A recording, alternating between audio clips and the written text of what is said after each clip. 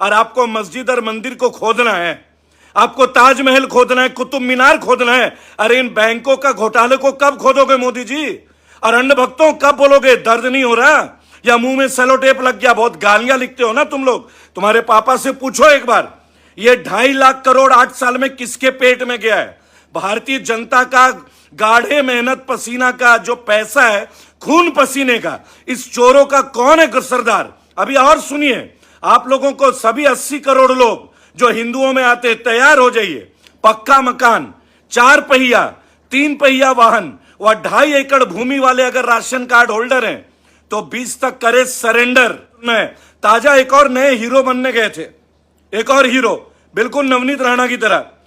ताजमहल को लेके मेरे पुरखों की प्रॉपर्टी है, बराबर 600 साल बाद याद आया। सुप्रीम कोर्ट ने वो फटकार दी है कि पीआईएल व्यवस्था का दुरुपयोग ना करें।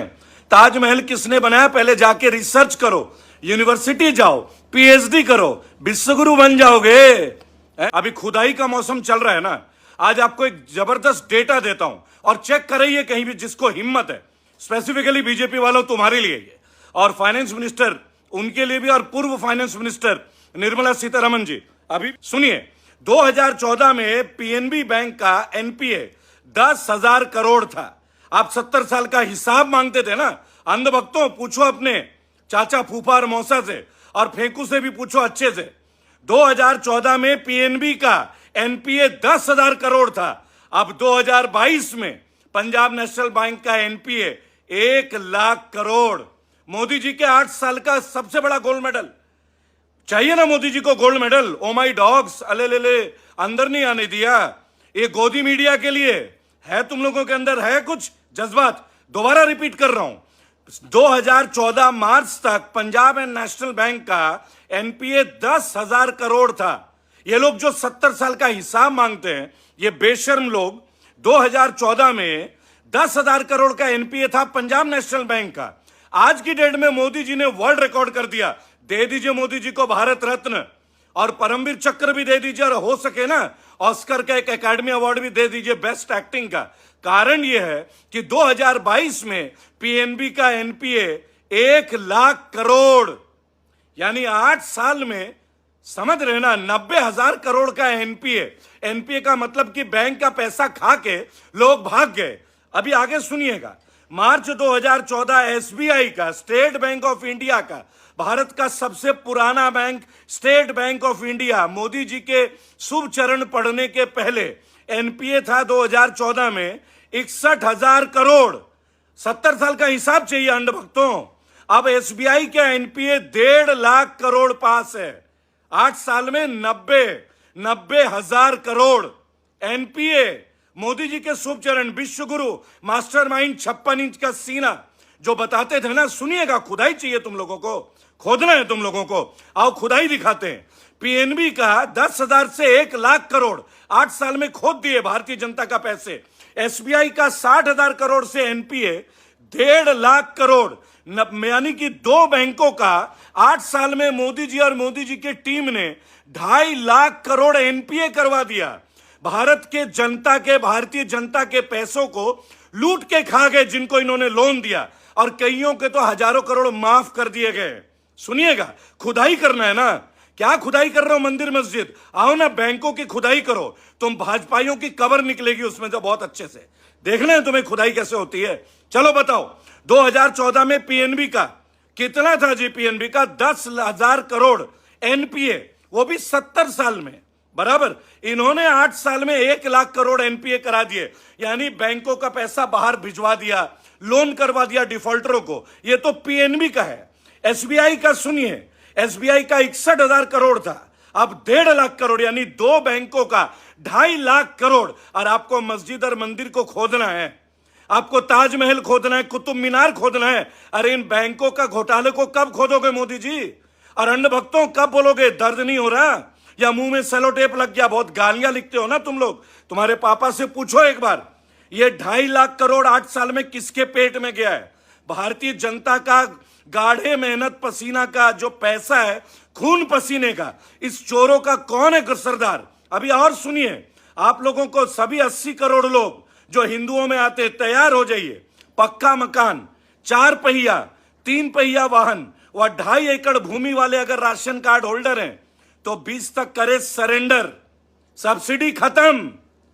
आ गया नंबर पे, अभी सुनते रहिएगा। 2.5 लाख करोड़ का NPA state Bank of India और पीएनबी का मोदी सरकार ने 8 साल में, जो 70 साल का हिसाब मांग रहे थे ना, 70 साल में केवल 70,000 करोड़ एनपीए हुआ और इन लोगों ने 8 साल में 2.5 लाख करोड़। वाह मोदी जी, मिल्खा सिंह का रिकॉर्ड तोड़ दिया आपने। क्या दौड़ते हैं आप, क्या दौड़ते हैं। और जो लोग लिखते हैं कांग्रेस का दलाल, केजरीवाल का दलाल, अबे सुनो मेरे भाइयों, ये जो डिटेल है ना, ये जो डिटेल है, ये सीएजी का रिपोर्ट है, पर्सनल रिपोर्ट नहीं है। अभी अच्छे से सुनते रहिएगा।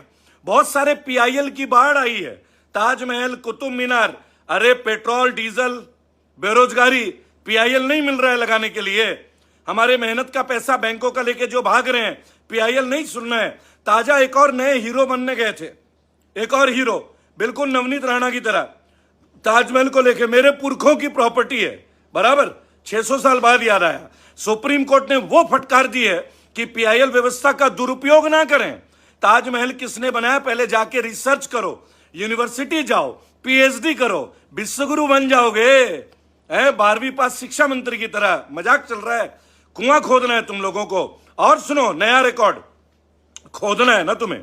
2014 में 56 रुपए का डॉलर, अब विश्वगुरु ने रिकॉर्ड कर दिया 77.44, 77.44 $1 is equal to Indian rupees. क्या बात है। बड़ा बराक ओबामा के पीठ ठोकते थे मोदी जी। बराक से मैंने ये बोला, बराक से मैंने वो बोला, चुपके से कान में जाके क्या बोल दिया था, हैं कि खुद ही को कर बुलंद इतना, चढ़ जा झाड़ पे जैसे तैसे, और फाइनेंस मिनिस्टर आके पूछेगा उतरोगे कैसे, है नहीं, यही चलेगा ना। 56 रुपए से 77 रुपए, 23 रुपए डॉलर का रेट इंडियन रुपी गिरा है आपके रेजिम में विश्वगुरु महाराज।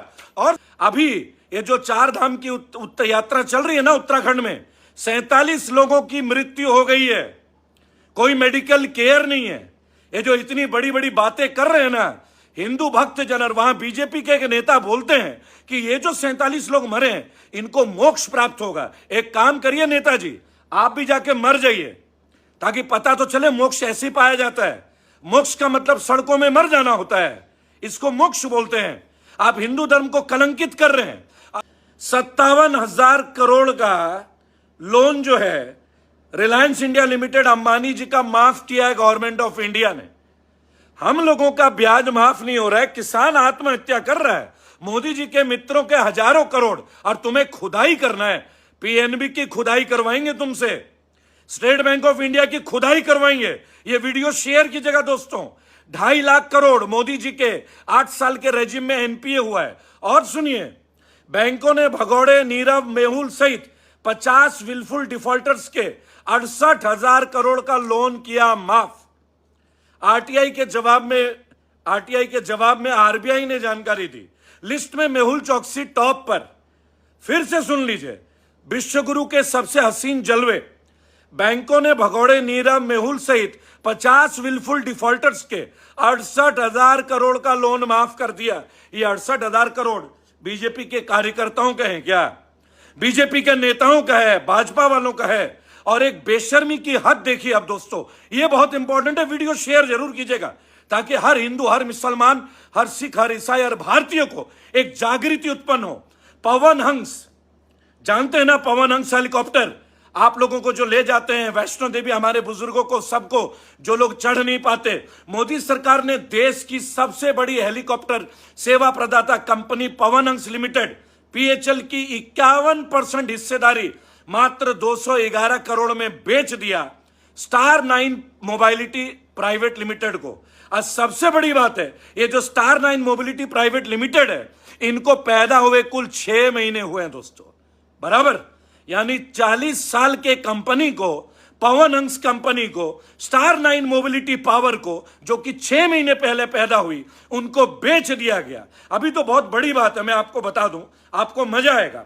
अडानी विश्व के 4थे नंबर के रईस हो गए, अंबानी भी उनके पीछे हो गए। संपत्ति रॉकेट स्पीड से आगे बढ़ रही है, लेकिन 80 करोड़ भारतीय 5 किलो मुक्त राशन पे गुजारा कर रही है। यह है विश्वगुरु के जलवे।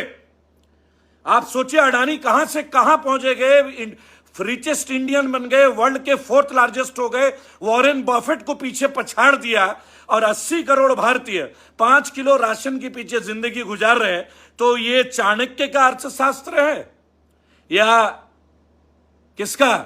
निर्मला सीतारमन जी की इकोनॉमिक पॉलिसी है? थोड़ा सोचिएगा, है ना। अब मैं एक बात आप लोगों से और भी पूछना चाहूंगा, बहुत इंपॉर्टेंट है, बराबर, बहुत बड़ी इंपॉर्टेंट बात है। इस चीज को लेकर अगर आप सोचेंगे, अडानी जो पोर्ट है वहां से लगातार ड्रग्स मिल रहे हैं। आपने याद होगा 300 करोड़ रुपए का पहले पकड़ा गया, एक बार 2100 करोड़ का पकड़ा गया। आखिर वो ड्रग्स कहां से आ रहे हैं? वो ड्रग्स इसी पोर्ट में क्यों आ रहे हैं? हिंदू मुस्लिम मस्जिद बवाद अजान को छोड़ के एक बार सोचिएगा, क्या ये ड्रग्स अगर आपके बच्चों तक पहुंच जाए, नस्लें बर्बाद नहीं होगी? और ये अचानक से जो पोर्ट बंदरगाह जो प्राइवेट हुए हैं उसके पश्चात ही यहां पे ड्रग्स क्यों मिल रहे हैं? आप लोग सुन रहे हैं ना। और अंधभक्तों, बहुत छोटी सी बात मैं आपको बता रहा हूं, ये जो पावर प्रॉब्लम है ना, जो ट्रेनें रोक दी गई हैं, तुम्हें बता दें ये भी एक और बड़ा घोटाला होने वाला है, बहुत बड़ा घोटाला। बिल्कुल वैसे ही घोटाला जैसे एसबीआई और पीएनबी का 2.5 लाख करोड़ एनपीए करके भगा दिया गया है। सड़कों पे युवाओं का आक्रोश है, बोल रहे हैं कि उम्र निकल रही है, बेरोजगारी बढ़ रही है। और हरियाणा में बार 24 घंटे खुल रहे हैं, बियर बार, वाइन बार, ताकि युवा अपनी आवाज ही ना उठाए।